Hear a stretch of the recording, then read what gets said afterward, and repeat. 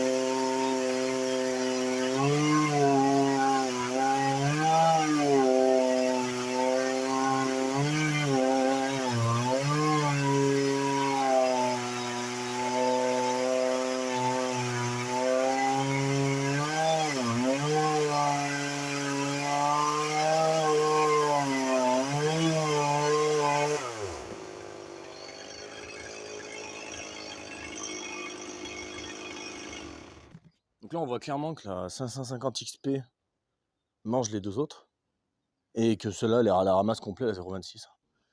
Avec un cylindre du coup adaptable qui n'a pas exactement les mêmes diagrammes que d'origine, quoi. On voit bien qu'il est neuf. Il est propre, il est jadid, il est gris mat, quoi. Et le réglage, je l'avais peaufiné là-dessus déjà. Et là, le problème de la 550, elle tourne à éthanol. Du coup, j'avais peur d'être trop pauvre. Du coup, j'ai remis un coup de tournevis un quart de tour pour comparer déjà comparer les deux shoots que j'ai fait avec la 346. Et puis la 550, il n'y a pas de réglage, hein. C'est tout programmé en usine. Ça, c'est un processeur, carburateur à processeur, quoi. Mais je crois que par contre, on voit clairement que. Après, la 346 souffre d'un guide plus long et d'une chaîne plus lourde. Automatiquement, elle perd un poil. Elle doit perdre 3-4% de puissance avec le guide. Peut-être un peu moins, mais voilà. Mais bon, on voit quand même qu'il y a une différence, ça évolue entre temps. Là, c'est une 346 en état, sans joint d'en basse pour avoir plus de compression à l'éthanol, qui win quand même plus qu'une 346 d'origine, je trouve. Pas dans les tours, quoi. Après, le couple, je sais pas, hein, mais moi j'ai l'impression que ça marche quand même mieux. Donc voilà, enfin bon.